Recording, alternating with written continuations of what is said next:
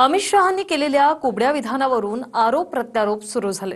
महाराष्ट्रात भाजपा कुबड्यांवर उभी नाही, स्वतःच्या हिमतीने उभी असल्याचा दावा शहांनी केला आणि त्यावर शिंदे आणि दादा या कुबड्या नसून मग बुगड्या आहेत का असा प्रश्न विरोधकांनी विचारलाय। पाहूया। महाराष्ट्रामध्ये भाजप कधीच कुबड्या घेऊन चालत नाही, तर स्वतःच्या हिमतीने चालते।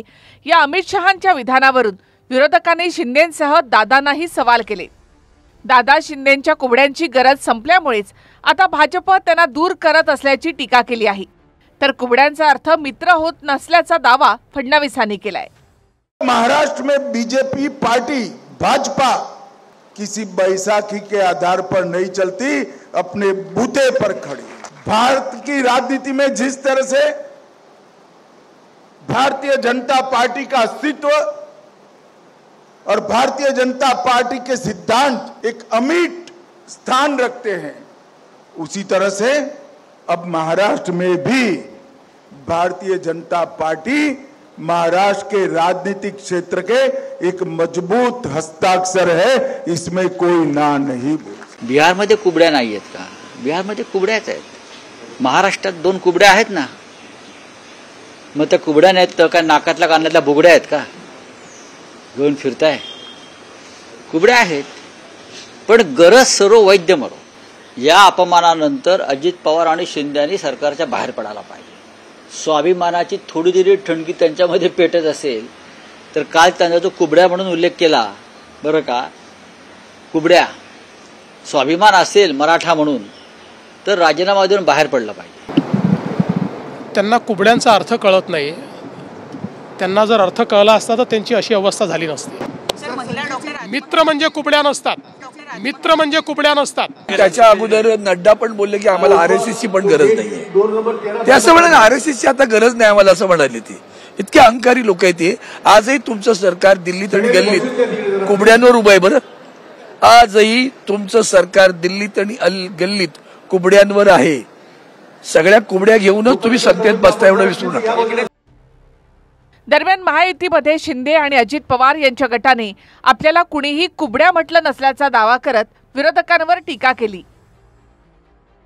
किंचितभर हिंदुत्व जरी शिवसेना उभाठामध्ये जिवंत असेल तर पहिल्या 2 कुबड्या ज्या त्यांनी घेतल्यात ना, एक काँग्रेसची आणि एक राष्ट्रवादी काँग्रेस शरदचंद्र पवार गटाची, ह्या कुबड्या त्यांनी पहिले टाकून द्याव्यात।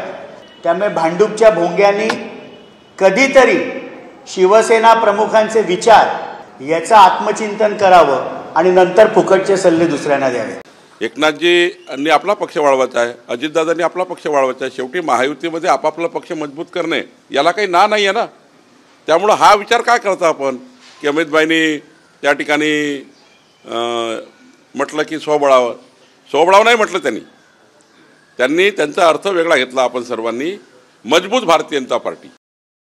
दरम्यान असं असलं तरी सोलापूर जिल्ह्यामध्ये दादांचे अनेक माजी आमदार भाजपच्या वाटेवर आहेत आणि तिकडे जळगावमधल्या पाचोऱ्यामध्ये शिंदेंचे उमेदवार किशोर पाटलांच्या विरोधात लढलेले सर्व बंडखोर आणि उमेदवारांना भाजपनं स्थान दिल्यामुळे शिंदेंसह दादा गटातही अस्वस्थता आहे।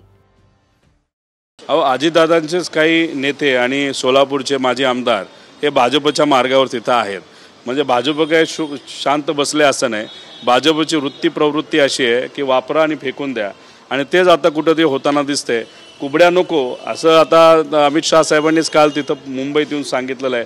आता कुबड्या म्हणजे कोण, तर हे 2 पक्ष। त्यामुळे येणाऱ्या काळामध्ये यांना लोकही राहणार नाही, पक्षही राहणार नाही, अशी परिस्थिती या दोघांची होईल का काय असं वाटायला लागलं। आता त्यांची घोषणाच आहे, कोणीही आलं तर त्याला घ्या, कसाही असला तर त्याला घ्या।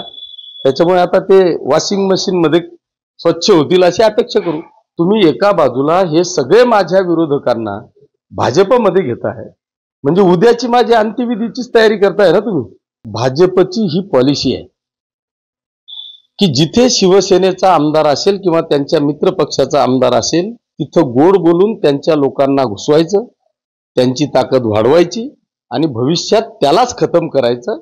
ही पॉलिसी भारतीय जनता पक्षाची आहे। साहजिक आहे, त्यांना हे चित्र दिसतंय की जे माझे सगळे विरोधक माझ्या विरुद्ध आमदारकी लढले त्यांनाच तुम्ही जर इथे प्रवेश देत असाल तर साहजिक त्यांचं बोलणं उचित आहे। आणि मला तरी असं वाटतं की जी नियमावली महाराष्ट्र लेवलला ठरलेली आहे ती नियमावली सगळ्यांनी पाळली पाहिजे, आणि ती पाळली नसल्यामुळे त्यांनी एकटा चलो रे नारा या ठिकाणी दिलेला आहे। Bureau report TV9 Marathi.